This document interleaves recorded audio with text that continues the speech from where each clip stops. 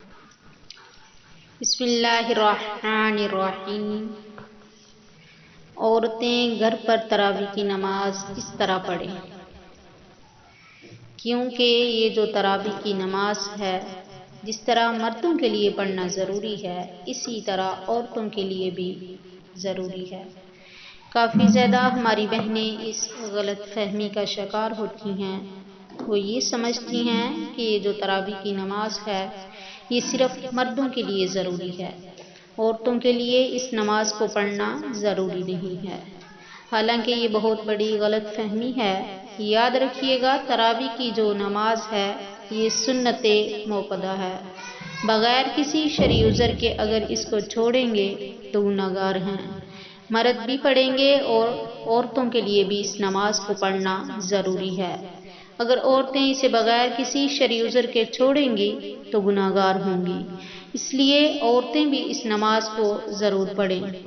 اب مسئلہ یہ ہے کہ مرد حضرات تو مساجد کے اندر چلے جاتے ہیں، یہاں باقاعدہ تراویح کی نماز جو ہے جماعت کے ساتھ ادا کی جاتی ہے، لیکن عورتیں، ہم بہنیں اس نماز کو گھر کے اندر کیسے پڑھیں؟ اس نماز کے پڑھنے کا طریقہ کیا ہے؟ اس نماز کی نیت کیسے کرنی ہے؟ اس نماز میں کون سی صورتیں پڑھی جائیں گی؟ آپ کو اس ویڈیو میں بتاؤں گی۔ نیت کیسے کرنی ہے، صورتیں کون کون سی پڑھنی ہیں، بالکل آسان لفظوں میں آپ کو نماز تراویح کا طریقہ بتاؤں گی۔ سب سے پہلے آپ عشاء کی نماز کی 4 سنت اور 4 فرض پڑھنے کے بعد 2 سنت موقدہ ادا کریں، اس کے بعد وتر نہیں پڑھیں، پھر 20 رکعت تراویح کی نماز ادا کی جائے گی اور 20 رکعت تراویح پڑھنے کے بعد وتر پڑھیں گے، اور تراویح کی 20 رکعت 2 کر کے پڑھی جائیں گی، یعنی 2 رکعت پڑھ کے سلام پھیر لیں گے، پھر 2 رکعت، اسی طرح 2 رکعت کر کے 20 رکعت تراویح کی نماز ادا کی جائے گی۔ اگر آپ 4 رکعت پڑھیں تب بھی کوئی حرج نہیں ہے، نماز ہو جائے گی، لیکن بہتر نہیں ہے، مناسب یہی ہے کہ 2 رکعت کر کے پڑھی جائیں۔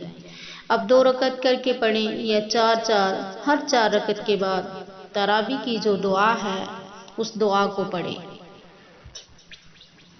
ابھی رمضان آنے میں کچھ دن باقی ہیں، یہ دعا یاد کر لیں۔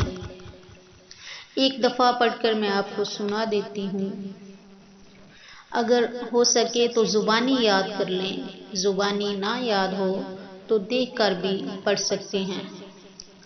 دعا یہ ہے: سبحان ذی الملک والملکوت، سبحان ذی العزت والعظمت والہیبت والقدرت والکبریاء والجبروت، سبحان الملک الحی الذی لا ینام ولا یموت، سبوح قدوس ربنا ورب الملائکۃ والروح، اللہم اجرنا من النار، یا مجیر یا مجیر یا مجیر۔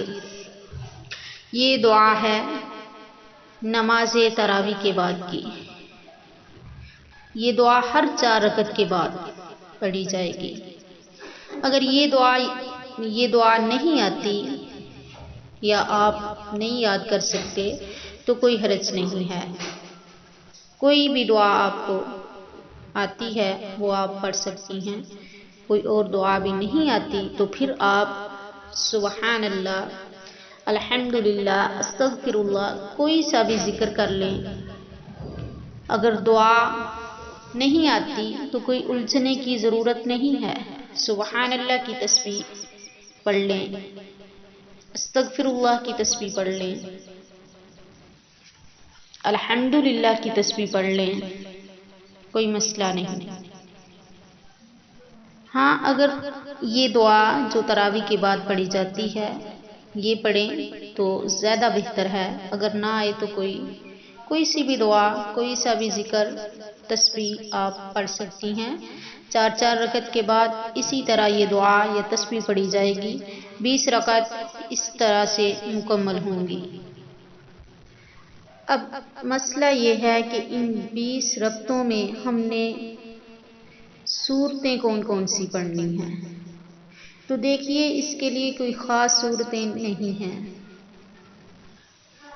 جو بھی قرآن پاک آپ کو یاد ہے، کوئی رکوع آتے ہیں، کوئی صورتیں آپ کو آتی ہیں،